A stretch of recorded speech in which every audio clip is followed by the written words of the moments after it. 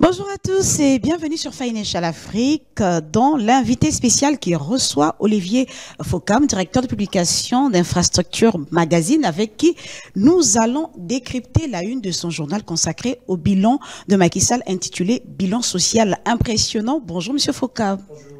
C'est un plaisir de vous recevoir sur le plateau de Financial Afrique. C'est un plaisir partagé, madame. Merci. Alors, je serai assistée par Amadi Gendoy, la coordonnatrice du journal Financial Afrique. Bonjour et bienvenue. Bonjour Dominique. Merci d'être avec nous. Heureuse de te retrouver sur ce plateau de ce nouveau numéro de décryptage. Et soyez le bienvenu aussi à M. Fokam. C'est un plaisir, madame. Heureuse de vous accueillir sur ce plateau. Alors, Monsieur Fokam, vous consacrez le bilan de Macky Sall à la une de votre journal. Qu'est-ce qui vous frappe dans ce bilan? Écoutez, il faudrait pratiquement 4-5 numéros pour présenter dans la globalité le bilan du président Macky Sall, tant les réalisations sont nombreuses.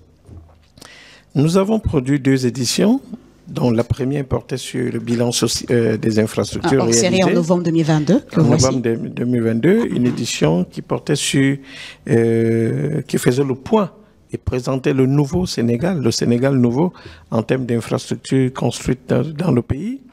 Et nous avons constaté en réalisant cette édition que le Sénégal avait beaucoup changé.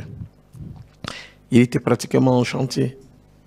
Une autoroute construite, le TER rapide fonctionnel qui desservait Dakar et la nouvelle ville de Diamniadio, des routes construites, des ponts et des autoponts pour désenclaver le pays et particulièrement la capitale Dakar. Et nous nous sommes posé la question, après avoir réalisé cette très belle édition, et la population dans tout ça. Qu'est-ce que ça apporte aux populations? Et c'est à ce moment que nous avons décidé de produire une seconde édition qui, celle-là, est consacrée sur le bilan social du gouvernement. Mm-hmm. Alors, simplement, il était question de montrer comment les infrastructures construites dans le pays impactent sur l'amélioration de la vie des citoyens sénégalais.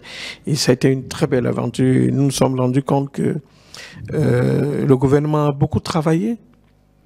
Je peux vous dire, j'ai visité beaucoup de pays.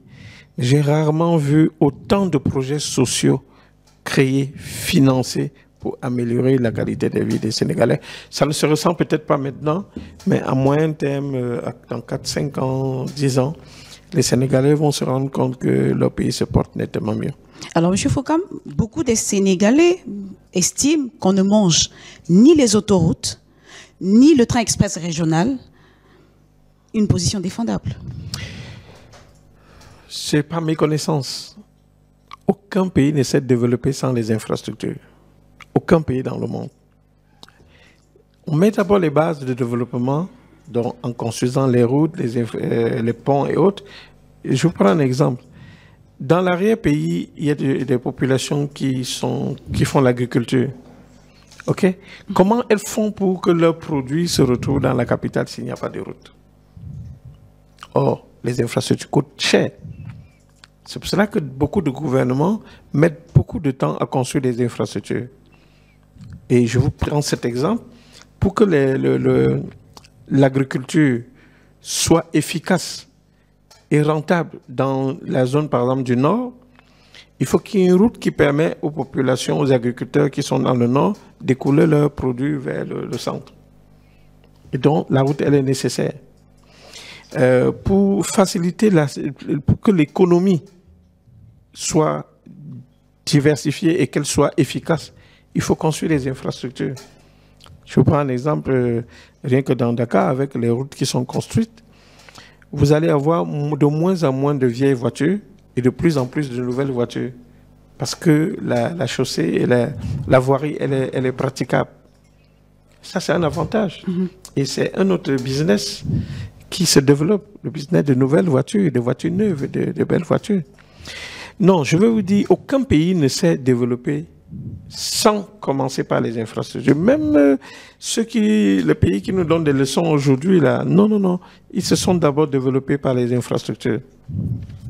Ensuite, maintenant, il est question que ces infrastructures-là améliorent la qualité de vie des populations. Je vous donne un exemple sur le Sénégal, puisque nous sommes au Sénégal.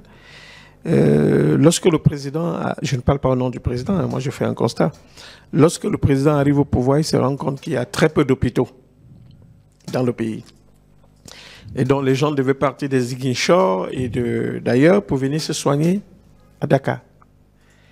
Aujourd'hui, ça ne va plus être possible de se déplacer parce que dans différentes régions du pays, il y aura un hôpital. Vous voyez? Voilà donc l'impact de ces infrastructures sur l'amélioration de la qualité de vie des populations. Elles ne vont plus se déplacer pour venir se soigner dans la capitale. Et mieux, elles vont se soigner sur place avec un plateau technique de bonne qualité. Ouais, voilà un impact. Or, on n'aurait pas pu soigner les populations sans construire au préalable les infrastructures dans les hôpitaux. Et je vais vous dire quelque chose qui m'a impressionné, que je ne vois pas dans d'autres pays, ou dans très peu de pays. Pour faire fonctionner les 11 hôpitaux qui sont construits au Sénégal, il va falloir recruter 13 à 15 000 Sénégalais. Vous connaissez beaucoup de gouvernements qui créent autant d'emplois? Moi, j'en connais pas beaucoup.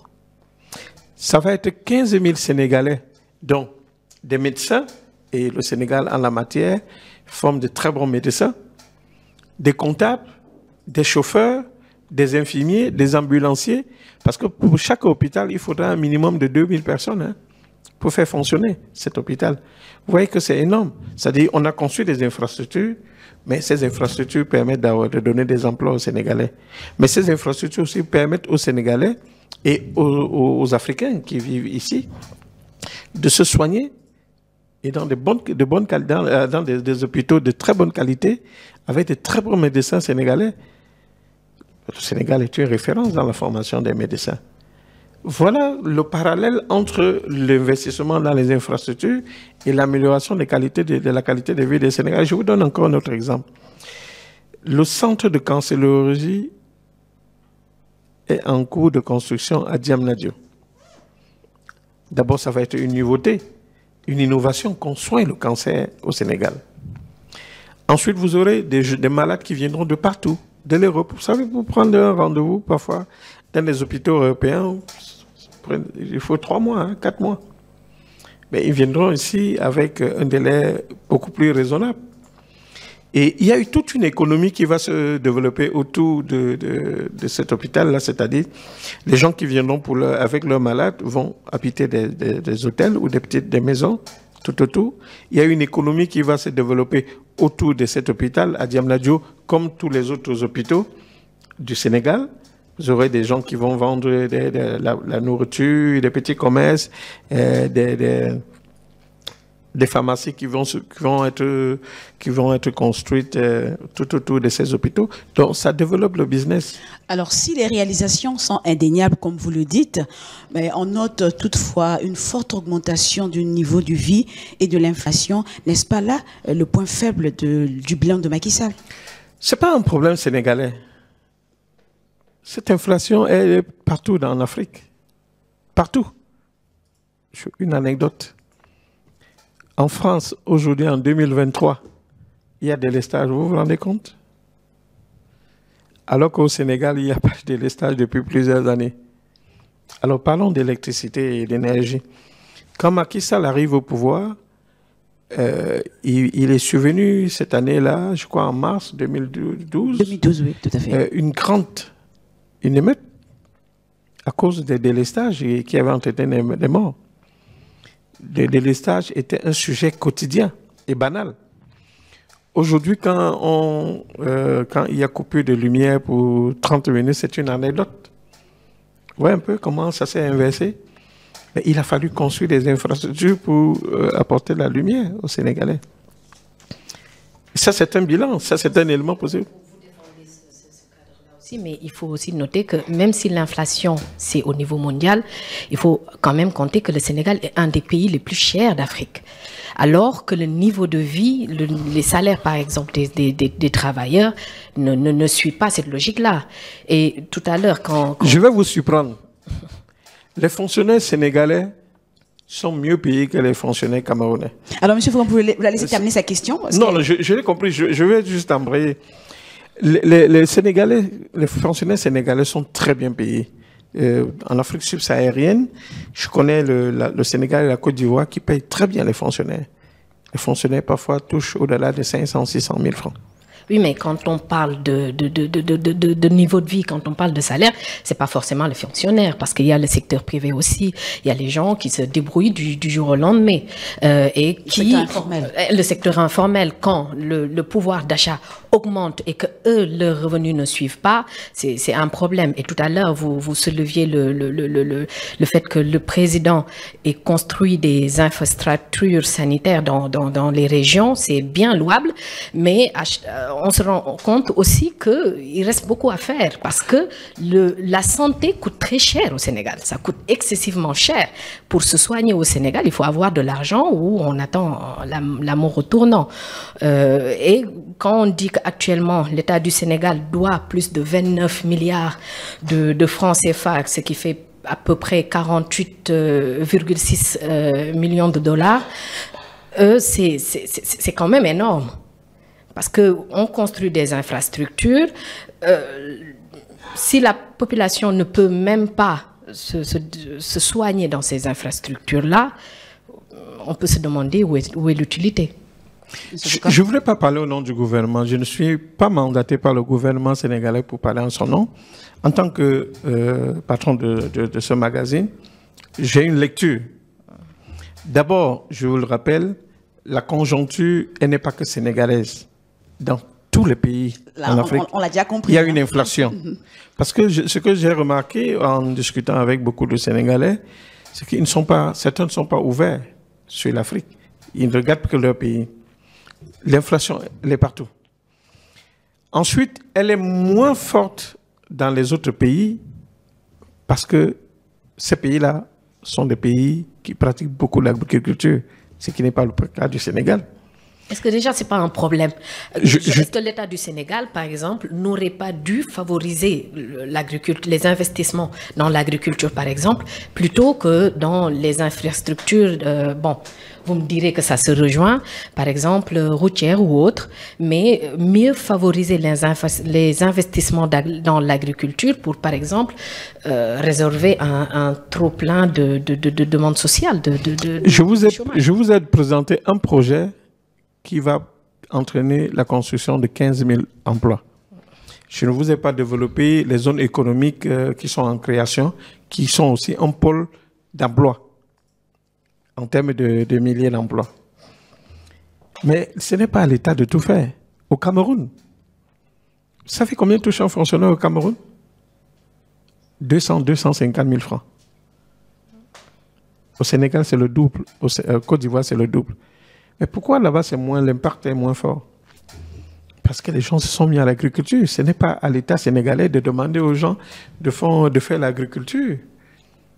Les Ivoiriens qui cultivent le manioc, le haricot dans leur cour, vous savez, les gens, même devant votre maison, là, vous pouvez cultiver la tomate et les petits produits que vous pouvez consommer. Mais la terre du Cameroun, la terre du Sénégal, la terre du Sénégal n'est pas infertile. Non, elle n'est pas infertile, mais elle n'est pas fertile au même niveau que la terre. Simplement parce que ce que nous avons constaté, et vous avec moi, c'est que les Sénégalais sont peu enclins à l'agriculture.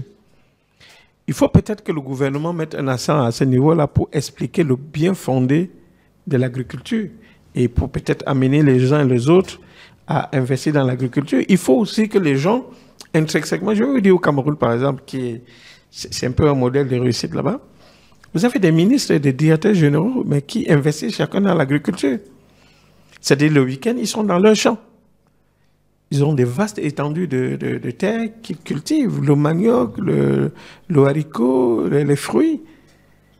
Mais ici, moi, j'achète les fruits à combien? L'ananas, en kilos. Moi, au Cameroun, on ne connaît pas qu'on pèse les fruits en kilos.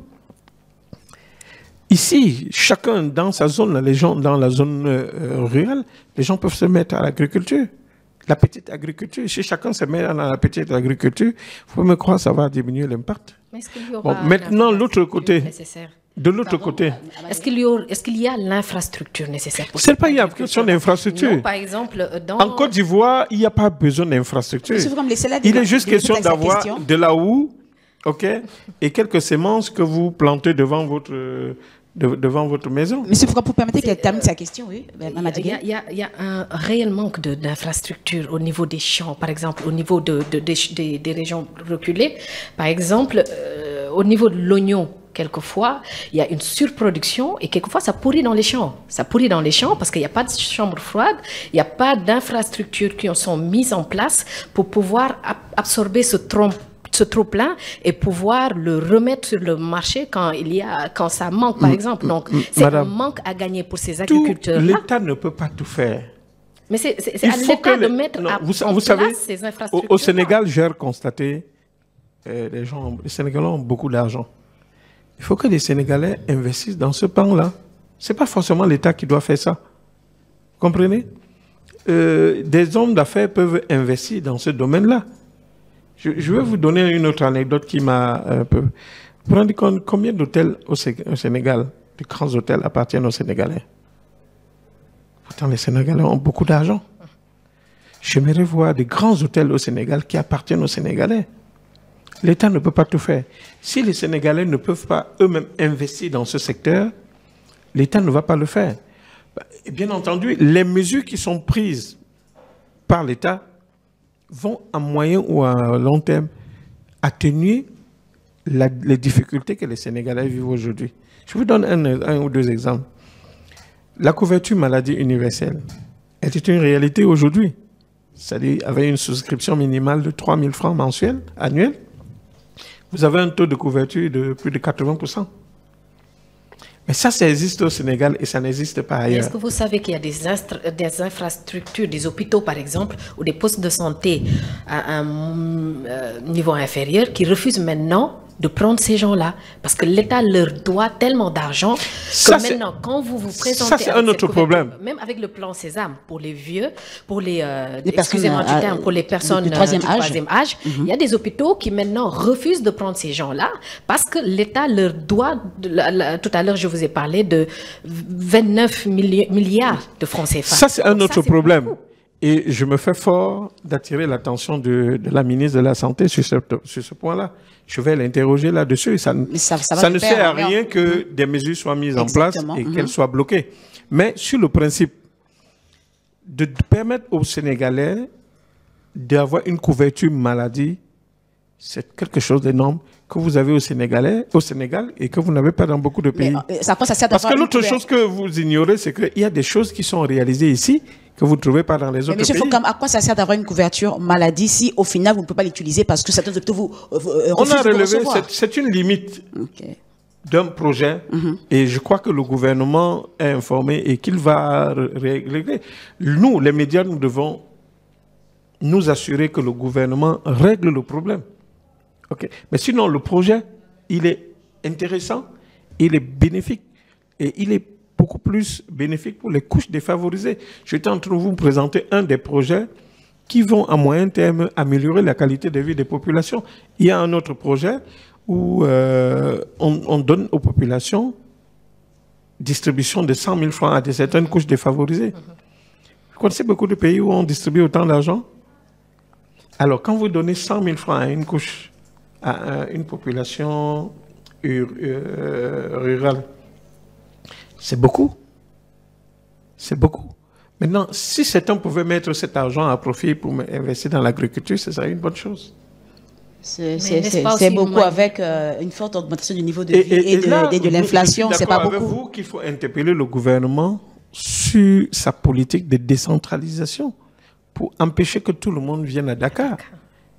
Et je crois que en prêtant ce magazine, vous voyez, vous découvrez plusieurs projets de cette nature qui font qu'aujourd'hui, le gouvernement investit dans la santé dans toutes les régions, créer des infrastructures dans chaque région. L'objectif, c'est quoi? Fixer chacun dans sa localité, créer des emplois dans chaque localité et désengorger la capitale. La meilleure moyen d'empêcher que les gens viennent à Dakar, c'est de créer de l'emploi là-bas. Mais il y a des médecins qui sont à Dakar qui refusent d'aller service dans ces régions. Le Sénégal, c'est le Sénégal. Un médecin ne doit pas refuser d'aller servir à Ziguinchor ou à Matam. Non, en principe, non. Alors, M. Fokam, nous allons toucher à un autre aspect qui est celui du chômage. La croissance engrangée n'a pas suffisamment créé d'emplois, surtout pour les jeunes. Moi, je reste convaincu que si nous nous retrouvons ainsi dans 5 ans pour faire le bilan, si les projets lancés par le gouvernement vont à leur terme, je reste convaincu que le chômage va diminuer d'au moins 40%. Je vous ai pris 2 projets qui sont pourvoyeurs d'emplois. Le fonctionnement des hôpitaux. Diamnadio, avec la zone économique. Et il y a d'autres projets comme ça qui sont lancés en cours lancés par le gouvernement et qui favorisent l'arrivée des entreprises à Dakar, au Sénégal, et qui s'installent et qui vont recruter des emplois. Vous savez, le problème de l'emploi, il est constant dans tous les pays. Ce n'est pas seulement au Sénégal. Parce que je vois des gens penser qu'ailleurs, c'est mieux. Non. Est-ce que vous savez, tous ceux qui vont mourir en mer, là, ils se retrouvent dans tous les pays, hein, pas seulement au Sénégal. Maintenant, il y a l'auto-emploi. Est-ce que les jeunes ont intégré la possibilité de l'auto-emploi? Parce qu'une chose est de vouloir gagner de l'argent, une autre est d'être formé. Je vous prends un exemple. Le Sénégal va exploiter son pétrole dès l'année prochaine. Il faut dès à présent que, et le gouvernement avec, et les privés, que des centres soient créés pour former les jeunes dans des métiers spécifiques de l'exploration du pétrole. Je vous prends un exemple. Les soudeurs en mer, si on ne trouve pas au Sénégal des soudeurs, on va les prendre au Cuba et dans les autres pays qui ont l'habitude de faire ce genre de job. Donc, il faut que les Sénégalais, le gouvernement, le privé, que tout le monde s'associe et forme les Sénégalais à ces nouveaux métiers. Et là, on peut être sûr qu'une partie le travail concernant l'exploitation du pétrole, vous aurez des Sénégalais qui sont sur des plateformes et tout le reste. Alors, M. Fokam, lorsqu'on vous parle... Mais le chômage, oui. Avec votre permission, oui, il reste une préoccupation de tous les gouvernements. Hein. Tous les gouvernements souhaiteraient créer les emplois, réduire leur taux de chômage à 5-10%. Hein. En France, il est peut-être de plus de 10%, soit dit en passant. Si vous vous dites que c'est un phénomène mondial. Mais je vous dis, l'Afrique avance beaucoup. Et le Sénégal avance beaucoup. Alors, vous ne vous rendez peut-être pas compte aujourd'hui, mais le Sénégal que je découvre aujourd'hui avec ses projets et le Sénégal que j'ai connu il y a 20 ans, c'est totalement différent. Alors, en vous entendant, lorsqu'on a touché le point sur l'augmentation du niveau de vie, encore sur l'inflation, encore sur le chômage, vous faisiez la comparaison entre le Sénégal et d'autres pays. Est-ce que ce n'est pas là une manière de trouver des excuses, en fait? Il revient au gouvernement de régler le problème du chômage. Il revient au gouvernement de former les Sénégalais. Parce qu'on parle de chômeurs, en termes de chômeurs, on parle des gens qui sont formés, qui sont qualifiés. Les chômeurs ne sont pas ceux qui ont eu un diplôme d'enseignement supérieur, qui sont là dehors, ils manquent de travail. Mais quelqu'un qui a une expertise dans un domaine est un chômeur. Il faut faire la différence. Alors, combien de Sénégalais vous avez d'ailleurs là qui n'ont pas fait une formation et qui aspirent au travail? Qui aspirent à un travail? Ils sont très nombreux. Ils sont aussi nombreux, je pense ceux que qui sont bien qualifiés, bien diplômés, maîtrisards, doctorants ou le doctorat n'est pas une formation. Vous permettez quelqu'un sa question, en fait, je veux juste expliquer qu'il y a des gens qui sont... Il faut juste aller à Colobane, par exemple, là où l'on vend la friperie et autres, oui. Et vous allez voir des vendeurs beaucoup de diplômés. Qui sont diplômés. Voilà, je suis d'accord avec vous. Et qui aspiraient à une une vie autre meilleure, chose, oui, oui. à une vie meilleure. Je suis d'accord avec vous. autre chose Beaucoup que de dans la diplômés périphérie, par exemple. sont dans les petits métiers. Dans l'informel aussi. Hein. Dans l'informel, je suis entièrement d'accord avec vous. Ce ne sont pas des chômeurs. Il faut déjà qu'on lève cet équivoque. Maintenant, je crois qu'il revient au gouvernement de faire quelque chose pour ces diplômés-là. Parce que c'est quand même triste de voir quelqu'un qui a un niveau de maîtrise et qui est en train de vendre la friperie. Je crois que le Et gouvernement s'il n'a doit pas faire trouvé quelque chose. mieux, il est obligé de se chercher. Oui, je suis d'accord avec vous, mais je dis, moi j'interpelle. Nous interpellons le gouvernement ici de se pencher sur ces cas-là. Il faut donc pouvoir identifier une partie de ces personnes, de ces Sénégalais, et leur permettre d'accéder à une formation Et selon vous, qui peut leur quelle est la permettre meilleure d'accéder manière- à un emploi. Quelle serait selon vous la meilleure manière pour les gouvernements africains de résorber ce gap d'emploi? Vous savez, les au niveau des gouvernements manquent cruellement d'argent. Hein. On n'ouvre pas une entreprise juste pour le plaisir d'ouvrir une entreprise.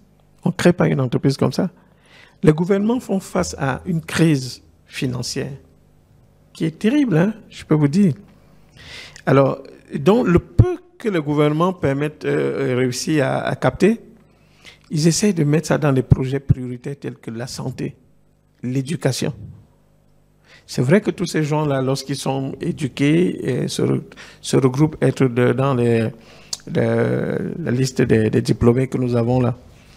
Moi, je pense que si le Sénégal a pu réaliser tout ce qu'il a fait là, sans son pétrole, je vous assure, c'est un exploit. Espérons maintenant qu'avec... je reviens sur les projets lancés par le gouvernement sénégalais qui vont à coup sûr améliorer la qualité de vie des Sénégalais à moyen terme, plus l'exploitation du pétrole et la manne que ça va apporter. Je suis convaincu que le Sénégal pourra régler ce genre de problèmes-là. Alors, pour finir avec vous, M. Foucault, vous voyagez beaucoup. Quelle comparaison économique établirez-vous entre le Sénégal, le Cameroun et la Côte d'Ivoire? C'est une comparaison que je me refuse de faire souvent. Ok. Vous savez, on va toujours me dire, oui, vous avez un côté camerounais. Mais tout à l'heure, vous avez comparez, un côté ivoirien. Oui, mais pour dire clairement les choses, le Sénégal a beaucoup évolué. Le Sénégal a beaucoup évolué. Je vais vous dire une chose. Le Sénégal n'a pas la taille économique et la population du Cameroun. Le Cameroun, c'est une puissance en Afrique subsaharienne. Okay. Il est bien beaucoup plus développé que ça. Au Cameroun, vous avez 5 villes différentes qui sont développées les unes comme les autres. Vous avez des gens qui vivent à Douala qui n'iront pas à Yaoundé parce qu'il y a de l'emploi à Yaoundé. Vous avez des entreprises à Yaoundé, vous en avez à Douala. Le Cameroun, vraiment, c'est un mastodonte en Afrique subsaharienne. La Côte d'Ivoire aussi. Mais je peux vous dire que le Sénégal a beaucoup avancé. Je vais vous donner 2 projets qu'on trouve au Sénégal et qu'on ne trouve pas dans tous ces pays-là. Le train express rapide. Le train express régional. Régional, tout est très inspirant. Il a transporté 17 millions de Sénégalais et autres. Moi, je l'emprunte tout le temps. 17 millions de personnes l'année dernière. Vous vous rendez compte? C'est un exploit. Ça veut dire qu'il y a un besoin. Il y a une demande. Mais vous ne trouvez pas ça au Sénégal, en Côte d'Ivoire. La Côte d'Ivoire est en train Ils sont en de marche. Oui, ils sont en marche. Ça fait 15 ans que ce projet dure là-bas. Au Cameroun, c'est annoncé depuis les années 2000. Ça veut dire que, au-delà de la volonté politique de construire cette infrastructure, ça demande beaucoup d'argent. Et si vous mettez beaucoup d'argent dans ce projet-là, vous devez l'enlever sur d'autres projets qui sont tout aussi prioritaires. Vous avez aussi le train, le BRT, qui va fonctionner avant la fin de l'année et qui va améliorer la fluidité de la circulation dans Dakar. Mais le Sénégal est le seul à l'avoir en Afrique subsaharienne. C'est une manière de vous dire que, contrairement à ce que vous pensez, votre pays, il avance, et à grands pas. Et à grands pas. Maintenant, il faut maintenir le cap du développement du Sénégal. Il faut donc que le prochain président qui arrive maintienne le cap du développement qui a été lancé. Si on a un président qui arrive, qui dit le plan émergent, on met de côté, le Sénégal va se retrouver, il y aura une cassure. Beaucoup de projets qui auront été lancés vont être abandonnés et c'est beaucoup d'argent perdu. Donc, dans l'intérêt du Sénégal, il faut que le président qui arrive, le prochain président, maintienne le cap du développement. Et je suis convaincu que dans 10 ans, le Sénégal fera parler de lui.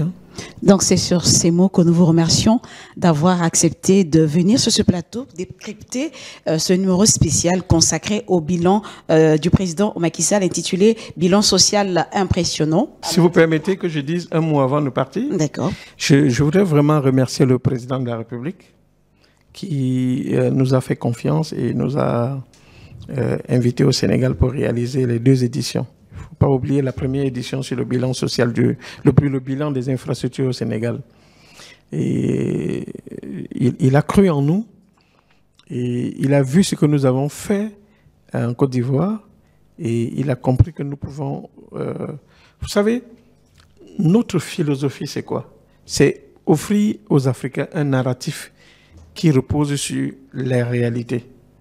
Notre magazine, c'est être la vitrine de la modernisation de l'Afrique, accompagner le développement en Afrique, notamment dans le domaine des infrastructures. Et nous sommes contents d'avoir contribué à valoriser le Sénégal et ses infrastructures.